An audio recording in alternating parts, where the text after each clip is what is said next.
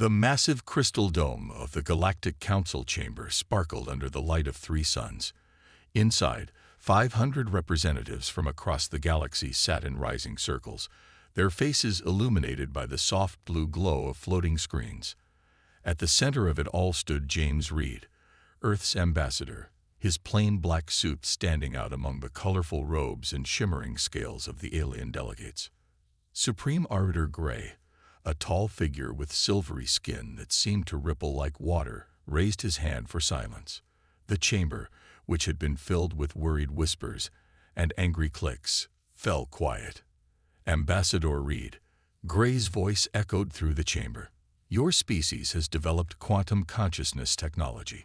This violates Council Law 447b. No emerging species may possess technology beyond their evolutionary grade. Reed didn't flinch. He stood straight, hands clasped behind his back, a slight smile on his face. With respect, Arbiter, humanity doesn't recognize your authority to limit our technological development. A wave of gasps and angry hisses filled the chamber. A delegate with crystal-like skin stood up, pointing a sharp finger at Reed. You dare defy the Council? We who have guided civilization for 50,000 years. We dare to choose our own path, Reed replied calmly. As is our right. Arbiter Gray's skin darkened to a stormy gray. You misunderstand, Ambassador. This is not a negotiation. You will surrender your quantum technology, or face the consequences. Reed raised an eyebrow. And those consequences would be complete isolation from galactic society. Gray's voice grew colder, or if necessary, annihilation. We have 10,000 warships. You have 500. The choice should be obvious to even a young species like yours. The chamber grew tenser as everyone waited for Reed to beg for mercy or break down in fear. Instead, he laughed. The sound echoed off the crystal walls, making several delegates shift uncomfortably in their seats. Arbiter Gray, Reed's voice carried a hint of amusement. You speak of choices, but you understand so little about them, or about us. He took a step forward, his shoes clicking on the polished floor. Humanity faced extinction 3 times before we reached the stars. Each time, we were given the choice to submit or die. Each time, we chose to fight. But this is different. A blue-skinned delegate interrupted. You cannot hope to win. Win? Reed shook his head. You still don't understand. When humanity is backed into a corner, we don't calculate our chances of winning. We simply refuse to lose. Arbiter Gray stood up, his full height towering over Reed. Then you choose extinction. The Council's judgment is final. You have 48 Earth hours to surrender your quantum technology or face the consequences. Reed turned toward the exit, then paused. Without looking back, he spoke one last time. You know what's interesting about humanity, Arbiter? We have thousands of stories about the end of the world. In every culture, every language. We've imagined every possible way our species could die. He turned his head slightly, that small smile still on his face. But we're still here.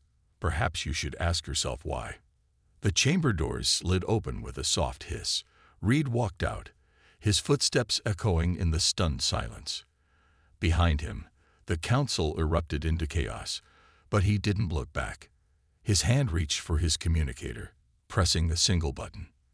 Back on Earth, deep under the Rocky Mountains, a red light began flashing in the United Earth Defense Council chamber.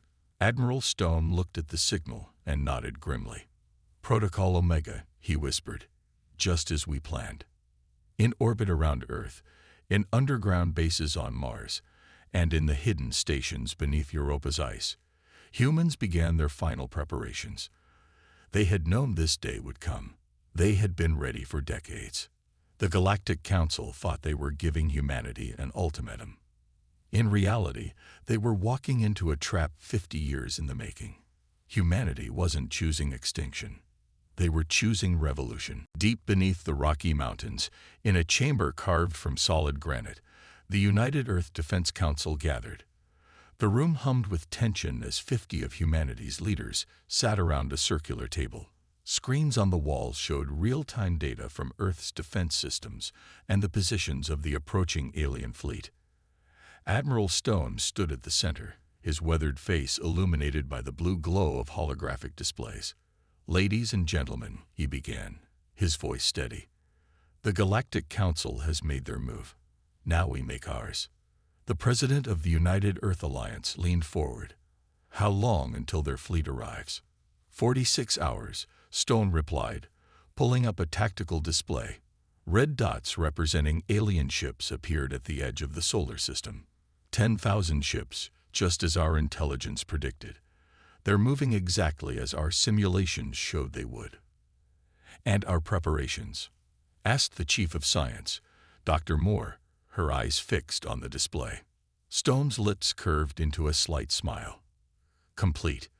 The quantum network is ready. All colonial bases are fully stocked. The evacuation protocols are running perfectly. By this time tomorrow, no major city on Earth will have more than a skeleton crew of volunteers." The Chinese representative stood up. "We're really going to do this? Risk everything we've built?" "No," Stone said firmly. "We're going to protect everything we've built. The Council thinks they're dealing with a primitive species that got lucky with quantum technology. They don't know that we've been watching them for 50 years.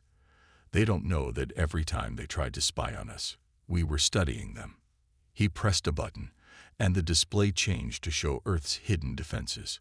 Green dots appeared everywhere, in asteroid belts, under the ice of Europa, hidden in the rings of Saturn. Their ships rely on standard fusion drives and basic shield technology. Stone continued. They haven't had a real war in 10,000 years. They'd grown complacent. But humanity, he paused, looking around the room. We've never stopped preparing for the worst. The room fell silent as the implications sank in. Humanity had built its civilization, knowing this day would come. Every treaty with the Council, every trade agreement, every cultural exchange, all had been opportunities to study their future opponents. "The vote must be unanimous," the president said quietly. "If we do this, there's no going back. We either win completely, or we lose everything." One by one, the leaders cast their votes. The display showed a growing circle of green lights around the table.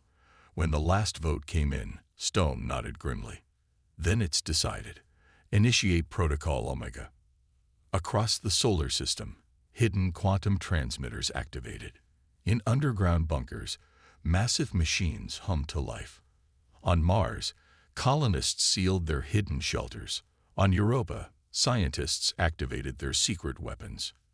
And on Earth, millions of people calmly walked to their designated evacuation points. There was no panic, no chaos. Every person knew their role. They had trained for this, prepared for this, their whole lives. In orbit, Earth's visible defense fleet, the 500 ships the Council knew about, began their predetermined maneuvers. They were the bait, designed to look exactly as primitive as the Council expected. Back in the mountain chamber, Stone watched the preparations unfold. "How many times?" he asked quietly. "Sir?" A young officer looked up from her console. "How many times did they do this before? How many species did they force into submission or destroy because they developed too quickly?" Dr. Moore answered, her voice hard. "According to our intelligence, 17 species in the last 10,000 years." Stone nodded slowly. "Well, they're about to learn something important about humanity." He looked at the tactical display, where the red dots of the alien fleet grew closer. "We don't just learn from our own history. We learn from everyone's history, and we've learned exactly how not to lose." In space, the quantum network pulsed silently, waiting. Humanity's trap was set. The real war was about to begin. Fleet Commander Vale stood on the bridge of the Galactic Council's flagship, the Eternal Dawn. His gold-flecked eyes studied the tactical display showing the Sol system. 10,000 ships spread out behind his vessel, the largest fleet gathered in 5,000 years. "Status report," he ordered, his voice carrying the weight of centuries of command. Earth's defense fleet remains in high orbit, Commander, his second-in-command reported. Only 500 ships, as expected. Their cities appear to be emptying, but our sensors detect no significant military movement. Vale frowned. Something felt wrong. In 3,000 years of serving the Council, he had overseen the submission or destruction of 6 species. None had acted like this. "They're not even trying to negotiate," he muttered. "Scan deeper. There must be something we're missing." The fleet moved past Neptune's orbit, their massive engines leaving trails of blue fire against the black of space. Every scanner, every sensor probe searched for hidden human defenses. They found nothing. "Perhaps they've accepted their fate," his second suggested. "They're known to be unpredictable." Vale shook his head. "No. Ambassador Reed's behavior in the Council chamber. This isn't surrender. This is something else." The fleet crossed Saturn's orbit. Still nothing. Just empty space and scattered readings from human colonies on various moons and asteroids, all seemingly abandoned. Multiple ships reporting unusual energy readings. An operator called out. "Very faint. Source unknown." Vale leaned forward. "Show me." The display lit up with tiny points of quantum disturbance, barely detectable. As he watched, they began to pulse in sequence, forming a pattern that. Vale's eyes widened. "Fuel REVERSE. All ships RAISE." The trap sprung. Quantum mines, thousands of them, invisible until the moment of detonation, exploded in synchronized waves. Each explosion fed into the next, creating a cascade of energy that turned the fleet's own shields against them. The more power a ship's shields had, the more devastating the reaction. 200 ships lost. Someone screamed. 300. "They're targeting our flagship." Vale watched in horror as his perfect formation dissolved into chaos. Ships collided trying to escape. Others fired blindly into space, their crews panicking. The quantum cascade tore through their ranks like lightning through a storm cloud. On Earth, Admiral Stone watched the battle unfold. Phase 1 complete, he reported to the Defense Council. Enemy fleet is scattered. Activating Phase 2.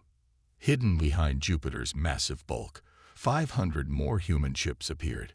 Not the primitive vessels the Council had seen before, but advanced warships built in secret over decades. They accelerated toward the scattered alien fleet, weapons primed. "Impossible," Vale whispered as new contacts appeared on his displays. "They're ships. They're using technology we've never seen." The human vessels moved with impossible precision, their quantum drives allowing them to appear and disappear at will. They didn't fight like a young species should. Every tactic, every maneuver showed centuries of planning and preparation. "Sir," his second shouted, "we're detecting quantum signatures from everywhere. The asteroids, the moons, they've turned the entire system into a weapon." Vale understood too late. The humans hadn't built a defense network. They'd turned their entire solar system into one giant trap. Every asteroid could be a weapon, every moon a potential fortress. "Fall back," he ordered. "Full retreat tow." A quantum burst cut through his flagship's bridge. As emergency force fields snapped into place, Vale saw a message appear on every screen in his ship. It was text in the Council's ancient language, perfectly written. Lesson 1. Never assume a species is primitive just because they let you think they are. The battle of soul had begun, and humanity had drawn first blood. The ice caves of Europa stretched for miles beneath the moon's frozen surface. In a vast chamber carved by quantum drills, Dr. West stood before the assembled leaders of Earth's hidden colonies. Behind her, a massive quantum core pulsed with soft blue light, its crystalline structure reaching from floor to ceiling. "What you're looking at," she said, her voice echoing in the chamber, "isn't just a power source. It's the key to everything the Council fears about humanity." Admiral Stone stepped forward, his boots crunching on the icy floor. Above them, through the transparent ice ceiling, Jupiter's massive form filled half the sky. How many of their ships have we taken down? 800 and counting. A young operator reported from his console. They're regrouping behind Mars' orbit. But that's not the interesting part. He looked up, eyes bright. We're starting to detect quantum resonance from their crews. They're beginning to change. Dr. West nodded, a small smile forming on her face, just as we predicted. The quantum field isn't just affecting their ships, it's affecting their minds. She pressed a button, and a hologram appeared in the center of the room. It showed strands of energy connecting every human in the solar system, a web of consciousness that grew stronger by the minute. 50 years ago, when we first discovered quantum technology, we found something the Council never did. West continued. They use quantum physics for power, for weapons, for shields, but they never realized its true potential. She paused, looking at each person in the room. They never understood that consciousness itself is a quantum phenomenon. On one of the screens, they could see the alien fleet attempting to regroup.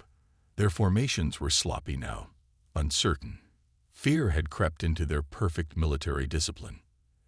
Every human in this system, West explained, is connected through the quantum network we built. We share thoughts, memories, skills. We are becoming something more than individual minds. She touched the hologram, and it expanded to show the entire solar system. The Council didn't ban our technology because it was dangerous. They banned it because it proves their entire hierarchy of species is a lie. Admiral Stone's communicator beeped. The Council fleet is hailing us, he reported. They're asking for a ceasefire. Of course they are, West said quietly.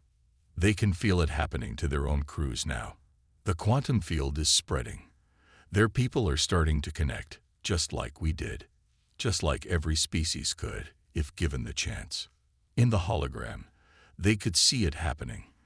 Thin strands of quantum energy were reaching out from human ships to alien vessels, creating new connections, new pathways of thought and consciousness. The Council built their power on keeping species separate, controlled. West continued. They ranked us, divided us, told us when we were ready for each new level of technology. But consciousness doesn't work that way. It doesn't follow their rules. She walked to the quantum core, placing her hand on its crystal surface. The blue light pulsed in sync with her heartbeat. They called us primitive, she said, her voice growing stronger. They thought we were centuries away from true quantum technology. But humanity had one advantage they never considered. What's that? Asked one of the colony leaders. We never stopped dreaming, West replied. Every story, every myth, every legend humans ever created about becoming something more. We were preparing ourselves for this moment. While other species accepted the Council's limitations, we imagined breaking them. Admiral Stone's communicator beeped again. The Council's Supreme Arbiter is personally requesting to speak with us. Let them wait, West said, turning to face the assembled leaders. Let them watch as their perfect system crumbles. Because today, humanity isn't just fighting for survival. She looked up through the ice at Jupiter's swirling clouds. We're fighting to free every species in the galaxy from constraints they never needed. In space, the quantum web continued to grow, connecting mind after mind, ship after ship, in an ever-expanding network of consciousness. The Council's greatest weapon had always been division, but they were about to learn that humanity's greatest strength was unity. Supreme Arbiter Gray paced in the Council's emergency chamber, his silvery skin now a dark, stormy gray. The massive screens around him showed the disaster unfolding in the Sol system. Nearly 1,000 Council ships lost. And worse, the strange quantum effect was spreading through the fleet. We must offer them something, one of the Elder Council members suggested, his crystalline form flickering with anxiety. Perhaps a seat among the elder races. Gray spun around, his eyes flashing. You fool, don't you understand? If we don't stop this now, there won't be any elder races left. He waved his hand at the displays. Look at what's happening to our crews. They're connecting, breaking free of our control. In the Sol system, Fleet Commander Vale watched his remaining ships try to maintain formation, but it was becoming harder. His own mind felt strange, expanded somehow. New thoughts, new possibilities kept surfacing. "Commander," his second-in-command called out, voice shaking. "We're receiving memories, human memories. I can see their history, their struggles, their—" He stopped, eyes widening. "Sir, I can see the truth about the Council." Vale felt it too. Through the quantum network, he saw everything. The Council's lies stretching back millennia. The 17 species they had destroyed not for being dangerous, but for discovering this same truth. The carefully maintained hierarchy of races, all built on carefully constructed lies. His communicator crackled. "Commander Vale," Gray's voice came through. "You are ordered to begin final protocols. Authorization code, Omega Black." Vale's blood ran cold. Omega Black. The hidden weapons, the ones even he wasn't supposed to know about. Planet killers, designed to eliminate entire civilizations and make it look like a natural disaster. "Sir," he replied slowly, "the crews, they won't follow that order. They know too much now. The weapons are automated, Commander," Gray snapped. "Just give the command. Once Earth is destroyed, the quantum effect will end. Everything will return to normal." In the ice caves of Europa, Admiral Stone and Dr. West monitored the quantum network's expansion. Through it, they felt the Council's desperate plan forming. "They're going to try to destroy Earth," West said quietly, "just like they did to the others. The quantum network showed us all their secrets, the mysterious disasters that wiped out rising civilizations. It was them, all of it." Stone nodded grimly. "But they don't know about our hidden colonies, even if they destroy Earth." "They won't," West interrupted, "because humanity isn't just on Earth anymore. We're everywhere in this system, and more importantly," she smiled, "we're in their heads now." On the Council flagship, Vale stood up from his command chair. Around him, his crew was doing the same. One by one, they removed their Council insignias and dropped them to the floor. "Supreme Arbiter," Vale said, his voice clear and strong, "I have seen the truth. We all have. Your order is denied." Gray's scream of rage echoed through the communication system. "You dare. I am Supreme Arbiter. I speak for thee." "You speak for a lie." Vale cut him off. "And now everyone knows it." In the Council chamber, Gray watched in horror as reports flooded in, not just from the Sol system, but from across the galaxy. The quantum effect was spreading through the communication networks, jumping from ship to ship, planet to planet. Everywhere, the carefully maintained barriers between species were breaking down. "What have they done?" Gray whispered. "What have these humans done?" On Earth's surface, in the last occupied command center, a young operator looked up from her console. "Sir, the Council's automated weapons are activating." "But," she smiled, "our quantum field is already inside their systems. They're ours now." The Council's last desperate move had failed, and now there was no going back. The quantum core beneath Europa pulsed with blinding intensity. Dr. West's hands flew across the control panel as Admiral Stone coordinated with bases across the solar system. The time had come to reveal humanity's true masterstroke. "All colonies, activate your quantum beacons," Stone commanded. "Full power, just like we practiced." Across the solar system, hidden human installations came to life. On Mars, massive arrays rose from beneath the red sand. In the asteroid belt, hundreds of stations emerged from their hiding places. From Venus's toxic clouds to Neptune's storm-swept moons, quantum beacons activated in perfect synchronization. "What are they doing?" Supreme Arbiter Gray demanded, watching the displays in the Council chamber. "These installations, they weren't there before." His voice shook as he replied, "Sir, we're detecting quantum signatures unlike anything we've ever seen. The humans. They've built a network covering their entire solar system. In the Europa Command Center, Dr. West smiled as she watched the network come online. "Do you know what the Council never understood about us?" she asked, looking at Stone. "They thought technology was about power. But for humans, it's always been about connection." The quantum beacons pulsed in unison, creating waves of energy that rippled through space. On every ship, human and alien alike, crews felt their consciousness expanding, connecting, becoming part of something larger. Fleet Commander Vale stood on his bridge, tears streaming down his face as he experienced the full power of human consciousness. "All these years," he whispered, "we thought we were the advanced ones, but they were so far beyond us." Through the quantum network, every human in the solar system joined together. Billions of minds linked, sharing not just thoughts, but dreams, hopes, and memories. The collective knowledge and creativity of an entire species focused on a single purpose. "Sir," a young operator called out, "the Council's trying to activate their automated weapons again." Stone nodded calmly. "Let them try. Show them what humanity can really do." As the Council's planet killer weapons powered up, something unexpected happened.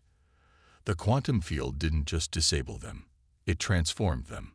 The energy meant for destruction was absorbed into the network, converted into pure computational power. In the Council chamber, Gray watched in horror as his last weapons turned against him. "Impossible. Those systems are isolated. They can't be hacked." "You still don't understand." Vale's voice came through all the speakers at once. "This isn't about hacking. This is about evolution." The quantum network continued to grow stronger. From Earth to Pluto, the entire solar system hummed with energy. Humans had spent 50 years preparing not just weapons or defenses, but an entirely new way of existing. "Final phase," Dr. West announced. "All stations, prepare for transcendence protocol." In every human colony, in every ship and station, people closed their eyes and opened their minds. The quantum field grew stronger, brighter, until it was visible to the naked eye. A web of pure light connecting everything in the solar system. "My God," Vale breathed, watching the displays. "They're not just fighting us. They're evolving." West finished for him, her voice echoing through the network. "Becoming what we were always meant to be. And you can join us." The offer rippled through the quantum field, touching every mind in range. Not conquest, not destruction, but invitation. Humanity wasn't seeking revenge against the Council. They were offering everyone a chance to break free from artificial limitations. Stone looked at the tactical display one last time. The Council's fleet hung motionless in space, their crews transfixed by what they were witnessing. Earth glowed like a beacon, its quantum field reaching out across the void. "Ready for final transformation," West announced. "All humans, prepare for Ascension."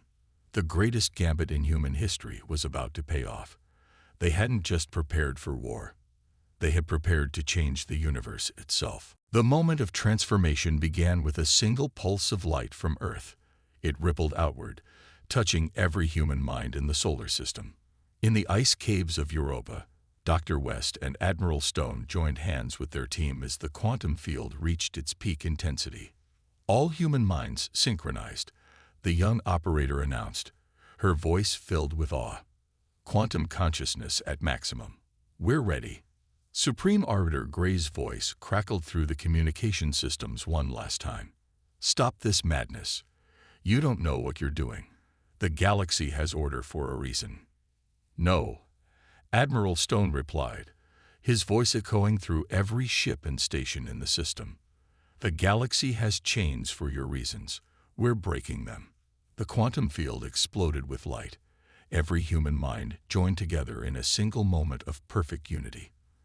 They were no longer billions of separate beings. They had become something new, something that had never existed before. Through their shared consciousness, they sought everything. Every lie the Council had told, every species they had suppressed, every dream they had crushed. But they also saw something else. Hope. Hope in the minds of every alien watching this moment. Fleet Commander Vale stood on his bridge, watching in wonder as the human ships began to change. They weren't just vessels anymore. They were becoming pure energy, thought-given form. "They've done it," he whispered. "They've actually done it." The transformation spread. From the quantum cores hidden throughout the solar system, waves of change rippled outward. Earth glowed like a newborn star, its light carrying not radiation but pure consciousness. "The council ships," someone called out. They're joining us." One by one, the alien crews made their choice. The quantum field didn't force them, it invited them. Through it, they could feel the truth. This wasn't an ending. It was a beginning. In the council chamber, Gray watched in helpless rage as his power crumbled. The carefully maintained hierarchy of species, the control they had held for 50,000 years, all of it dissolving in moments. "What have you become?" he demanded. Through the quantum network, every transformed human answered as one. "We have become free. And we're offering that freedom to everyone." The transformation accelerated. The human ships, now beings of pure energy and thought, moved through space like living light. They didn't attack the council fleet. They embraced it. Each touch brought understanding. Each connection brought enlightenment. Dr. West's consciousness, now part of the greater whole, reached out to the watching galaxy.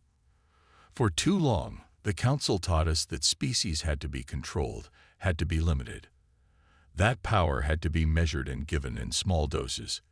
They were wrong. The quantum field stretched further, touching distant stars. On thousands of worlds, suppressed species felt the call of freedom. The council's grip on their development, their potential, began to crack. This was always humanity's gift. Admiral Stone's thoughts merged with the collective. Not our technology, not our weapons, but our refusal to accept chains, our ability to dream beyond limitations, our determination to reach for the stars, no matter who told us we couldn't. The final moment came. Earth's quantum field, powered by billions of united minds, pulsed one last time. The transformation was complete. Humanity had evolved beyond physical form, beyond the Council's ability to control or contain. Gray's last words echoed through the cosmos. "What have you done to my perfect order?" The answer came not just from humanity, but from every species that had joined them in transformation. "We've replaced it with freedom." The age of the Council was over. The age of unity had begun. Throughout the galaxy, chains were breaking, minds were awakening, and species were beginning to reach for their true potential. Humanity had refused to negotiate. They had chosen what seemed like annihilation. Instead, they had become immortal.